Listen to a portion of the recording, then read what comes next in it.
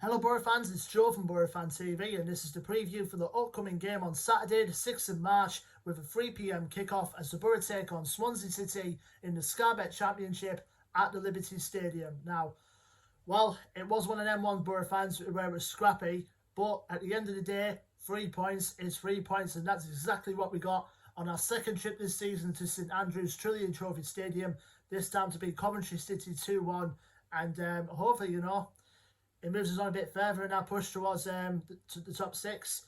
Now, the Coventry game, we started off pretty slow, and obviously Coventry took advantage of that, and for the second game running, we conceded from a very, very long throw.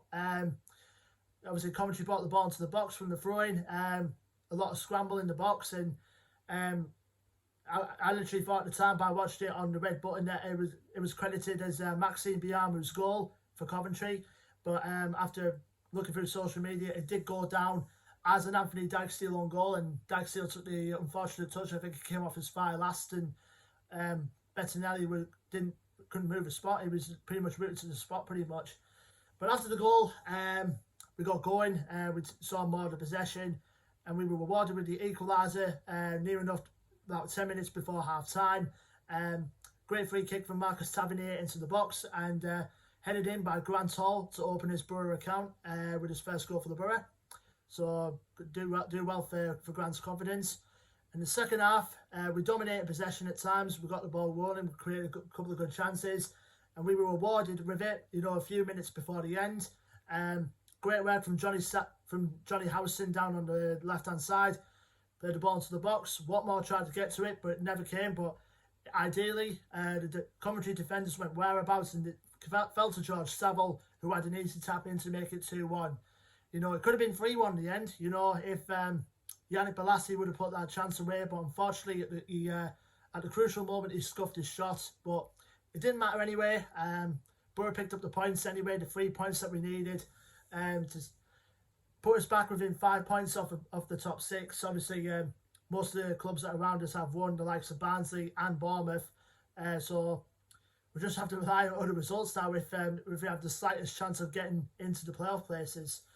Now, obviously, as I'm recording today, we received good news earlier on this morning that Neil Warnock has agreed to stay on as the Boro manager for next season, which is good news for us and for him as well, because with the possibility of fans coming back into to the grounds as of next season, and possibly a few might be letting when the Euros come, it'll be hopeful, if this to be Warnock's last season for next season, he'll probably get a good send off with fans at the stadium, which is obviously a man of his calibre and his personality and his reputation in the league would have won. Now going back to the squad, there was a bit of concern for Boro fans obviously when Tav was substituted in place of Saville. There was saying that he hurt his knee, prior to going off, but from what I look at it, I think it was just a matter of Warnock resting him at the right time, because obviously he just came back from injury, so just a matter of time of resting him. And like I said, Yannick Bolasie made his return to the squad in midweek as well. So obviously, apart from obviously the likes of Ashley Fletcher, who's a couple of weeks out from returning, and obviously Marcus Brown is out for the season, and we've pretty much got a full fit squad for us to choose from. It's just a matter of rebuilding in the summer. Which is so Gibson will offer Warnock the funds to get some more players in. Now we're going to our opponents, Swansea City, who obviously compared to us, obviously they're having the best of seasons. They're in the playoff places, but they've still got a chance of getting into the automatics. I believe there's a 3-horse race at the moment trying to get into the second automatic promotion spot, because Norwich are flying high at the top of the league at the moment. So it's just a matter of probably maybe the one other automatic promotion squad are up for grabs. And from the way I see it, there's only 3 teams now in the running to get the last automatic promotion spot at the moment. It's Swansea, Watford and Brentford. I probably can't see Reading getting it, to be honest. I think they'll just stick for the playoff places, I think, for them. Now, go back to Swansea. They're currently sitting 4th place in the Championship going into this game. I do believe they've got a game in hand on the other 2 teams that are currently fighting for that automatic promotion spot. The record going into this game is played 32, won 16, lost 8 and lost 6. Well, I think, according to my calculation, yeah, it's won 18, drawn 8 and lost 6. Last game out for them, which they've left very, very late on. They won 2-1 away at Stoke. I do believe they got a penalty in the 97th minute, which is a good result in the position they're in for Steve Cooper's side. So, now obviously, for Swansea, you know, they've got a pretty good record against Boro over the years, which I will get to in a sec regarding them being at home.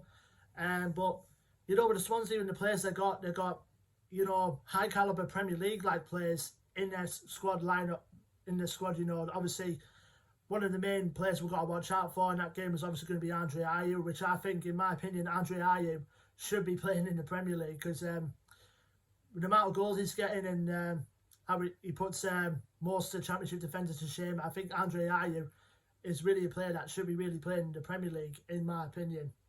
Alongside his strike partner as well, Jamal Lowe, who's been in good form for the Swans recently. He's going to be one to watch as well. Obviously, we'll go into detail how we should keep them quiet in a bit. Another player to watch out for if he's playing is Conor Hurahan. Obviously, he's on loan from Aston Villa. Obviously, we tried to get him in January, but obviously he ended up going to Swansea. So when it comes to the set pieces and free kicks and long-range shots, he's lethal from those areas. Another place to watch out for, obviously, Connor Roberts, who some Boro fans may know about. Obviously, he had a loan spell with us a few years ago under Gary Monk. Didn't quite work out for him with the Boro, but since he went back to Swansea, he's done massively well for them. Obviously, a firm favourite in the Welsh national team as well. Other players like another academy product of theirs, Ben Cabango. He's been really impressive in my eyes, I think, since he broke to the first team for Swansea. And there's a whole lot of players like Freddie Woodman, who's still there in his second spell on loan from Newcastle as well. So they're going to be a good threat for us, Swansea. Probably our hardest game as well, in front of the Sky cameras as well. Obviously, the last time we played Swansea, we got the better of him. 2-1 at the Riverside, you know, back in December, where Duncan Watmore really came to light as a Boro player, scoring them 2 goals. Obviously, Swansea pulled one back through Jan Danda very late on, but a win's a win, a big win against an informed side. Now, obviously, Boro's record at the Liberty Stadium has not been great. We haven't won there since 2009. Obviously, we had the 3-0 win back there in August of 2009. Obviously, with goals from Adam Johnson, Marvin Emnes and Tunjai getting the goals that particular afternoon. But since then, on our last 6 visits, you know, to the Liberty, 2 draws and 4 defeats for the Boro, and all the draws were goalless. So if there's ever a time to break our Liberty duck, so to speak, I think now is the time if we want to keep our promotion playoff challenge going, and hopefully a win, you know, in front of the Sky cameras against a very good Swansea team, and hopefully, who knows, come May we may have the chance of getting into the playoff places. Let me know your thoughts and predictions for this game in the comment section below, Boro fans. Don't forget to like, share and subscribe as always. Our Facebook, Twitter and Instagram links will be in the description below. And until then, Boro fans, I'm being Joe from Boro Fan TV, and I will see you on the next preview video, which will be for the game on March the 13th, as Boro welcome Stoke City to the Riverside. Until then, take care, stay safe, and up the Boro.